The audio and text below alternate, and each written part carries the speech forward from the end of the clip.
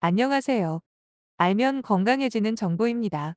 나이가 들면 물만 마셔도 살이 찌는 듯한 기분이 들고 살도 잘 빠지지 않는 듯한 기분이 들지 않으시나요? 나이가 들면서 내장 지방이 쌓이게 되면 그런 현상이 나타나기도 하는데요. 팔다리는 가는데 배만 유독 나온 사람들 중에는 내장 지방형 비만인 경우가 많기 때문에 다른 여러 질환을 발생시키고 건강에 위험할 수 있습니다. 내장 지방이란 무엇일까요? 내장 주위로 내장을 감싸고 있는 복막이라고 불리는 막의 표면에 붙은 지방을 내장 지방이라고 하는데요. 여성보다 남성에게 붓기 쉽다는 특징이 있으며 내장 지방이 축적된 상태를 가리켜 내장 지방형 비만이라고 합니다. 내장 지방형 비만의 고혈압, 고혈당, 지질 이상의 세 가지 중 두 개 이상이 조합된 상태를 대사증후군이라고 하는데 심장병이나 뇌졸중에 걸릴 위험이 높아지는 것으로 알려져 있습니다. 따라서 건강을 유지하기 위해서는 내장 지방을 없애려는 노력이 필요한데요. 내장 지방은 당분 함량이 높은 패스트푸드나 인스턴트 식품, 육류와 탄수화물 등을 많이 먹거나 잘못된 식습관과 운동 부족, 그리고 흡연과 음주, 스트레스와 같은 이유로 생깁니다. 이러한 음식을 최대한 적게 먹고 운동을 하면 내장 지방을 없앨 수 있는데요. 또한 여러 조사에 따르면 사과에 들어있는 성분이 지방을 분해해준다고 합니다. 여러 조사에 따르면 사과에 들어있는 성분이 지방을 분해해 주므로 사과를 먹는 것은 내장 지방을 제거하기 위해 아주 좋은 효과 방법입니다. 사과에 있는 껍질에는 펙틴 성분이 많이 함유되어 있는데 이 수용성 식이섬유인 펙틴에 의해 대장 운동이 활발해지고 변을 무르게 해주기 때문에 배변 활동에 도움이 됩니다. 그리고 장내부 벽에 보호막을 만들어 주어 나쁜 물질의 흡수를 막아주기 때문에 사과는 깎아서 먹기보다는 껍질과 함께 드시는 것이 좋습니다. 그리고 옛말의 사과는 아침에 먹으면 금사과 라는 말이 있듯이 아침 공복에 먹으면 더 효과적입니다. 그리고 사과는 이것과 함께 먹으면 내장 지방 제거에 더욱 효과적이라고 하는데요. 이것은 바로 생강입니다. 생강은 옛날부터 성질이 순하면서 열을 내고 소화장애에도 효과가 있으며 약으로 쓰기 좋다고 동의보감에 기록되기도 했고 인도에서는 신이 내릴 치료의 선물이라고 부른답니다. 그렇다면 생강의 효능에 대해 알아볼까요? 생강의 효과 첫 번째는 만성 소화불량 개선입니다. 반복적인 소화불량을 개선하는 효과를 기대해 볼 수 있습니다. 생강은 위 운동을 촉진해서 위에 음식물이 머무는 시간을 짧게 만들어 소화불량을 개선하는 데 도움을 주어 소화력 향상에 효과적입니다. 생강의 효과 두 번째는 혈중 콜레스테롤 수치 감소입니다. 나쁜 콜레스테롤로 알려져 있는 LDL 콜레스테롤 수치를 떨어뜨리는데 도움이 된다는 연구 결과가 발표되기도 했습니다. 생강의 효과 세 번째 몸을 따뜻하게 해줍니다.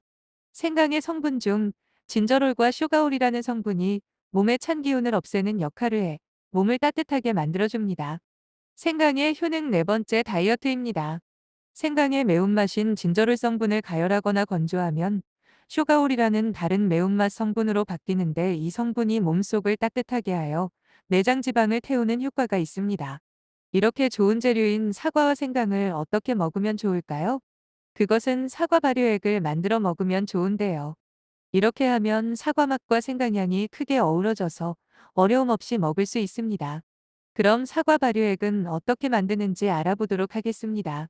보통 취향에 맞게 조절을 하면 되지만 생강이 맵고 강한 향이 있어 사과보다 그램수를 좀 더 작게 넣는 것이 좋습니다. 맛있는 사과 700g과 생강 300g을 베이킹소다 물 또는 식초물에 10분 정도 담근 뒤 깨끗한 물로 씻어낸 후 물기를 제거한 후 닦아줘야 합니다. 그리고 물기가 없도록 잘 말려 주셔야 하는데요. 잘 말리시지 않으면 곰팡이가 생길 수 있습니다. 잘 말린 사과를 2등분으로 만든 뒤 사과씨를 빼낸 후 껍질 있는 그대로 사과를 얇게 썰어주세요. 사과씨를 빼는 이유는 독성이 있기 때문입니다. 그래서 꼭 씨는 꼼꼼하게 제거해야만 합니다. 생강도 흙이 남아있지 않도록 깨끗하게 씻어낸 뒤 물기가 없도록 잘 말린 후 사과처럼 얇게 썰어주세요. 껍질은 벗기지 않아도 됩니다. 얇게 썬 사과와 생강은 설탕 500g과 함께 버무려 줍니다. 발효액을 만들 때는 설탕이 큰 역할을 합니다. 설탕은 발효를 시킬 때 미생물이 설탕을 영양 원료로 먹고 발효액을 내는 역할을 하게 됩니다. 그러니 사과와 생강이 수분이 많으면 설탕을 더 넣으셔야 합니다. 발효액을 만들 병은 소독이 필수입니다. 제일 쉬운 방법은 유리병에 소주를 부어 소독시키는 방법이 있습니다. 유리병에 소주 반 병을 붓고 잘 씻어낸 후 그대로 말리면 됩니다. 그리고 유리병에 설탕을 얇게 펼친 후 버무린 사과와 생강을 적당히 눌러서 담으시면서 차곡차곡 쌓으시고 맨 위에 천일염을 5g을 넣어주세요. 미네랄이 풍부한 천일염을 넣어주게 되면 산패되지 않으면서 발효가 잘 됩니다. 면보와 고무줄을 이용해서 뚜껑을 닫아주시면 됩니다. 유리병은 실온 보관하면 되고 하루에 한 번씩 나무 재질의 스푼으로 저어주세요. 설탕이 잘 녹아야 합니다. 이런 식으로 3개월을 숙성시켜서 건더기를 걸러내야 합니다. 결려낸 발효액을 그대로 병에 담아 6개월 이상 저온 숙성시키신 사과 발효액을 먹게 되면 우선 장 건강에 매우 좋습니다. 발효액 속에는 펙틴 성분과 타닌이 풍부하게 들어있기 때문에 대장의 운동 촉진으로 함염증에 도움이 됩니다. 사과 발효액을 장기간 먹으면 추가로 골다공증을 없애주는 효과도 있습니다. 사과 껍질에 다량 함유된 펙틴 성분이 위산의 분비를 촉진시켜 주어서 칼슘이 체내에 흡수되는 것을 원활하게 합니다. 여기에 뇌졸중 예방에도 효과가 있는데요. 사과에 들어있는 페놀산이라는 성분이 체내의 불안정한 유해산소를 저하시켜 주어 뇌졸중 예방에 효과가 있습니다. 사과 생강 발효액을 마시는 방법을 알려드리도록 하겠습니다. 뜨거운 물보다는 따뜻한 75도 정도에 끓는 후 적당히 식힌 물에 희석해서 차로 드시면 매우 좋습니다. 당연히 뜨거운 물로 차를 만드셔도 좋고요. 얼음물에 시원하게 마셔도 됩니다. 기호에 맞게 드시면 되겠습니다. 이번 시간에는 사과의 효능과 생강의 효과에 대해서 알아보고 그 두 가지를 같이 먹을 수 있는 사과 발효액을 만드는 방법과 먹는 방법에 대해서 알아보았습니다. 사과 생강 발효액을 만들어서 꾸준히 드셔서 건강에 위협이 되는 내장 지방을 쏙쏙 제거해 보시기 바랍니다. 오늘의 알면 건강해지는 정보는 여기까지입니다. 영상이 도움이 되셨다면 구독과 좋아요를 부탁드립니다.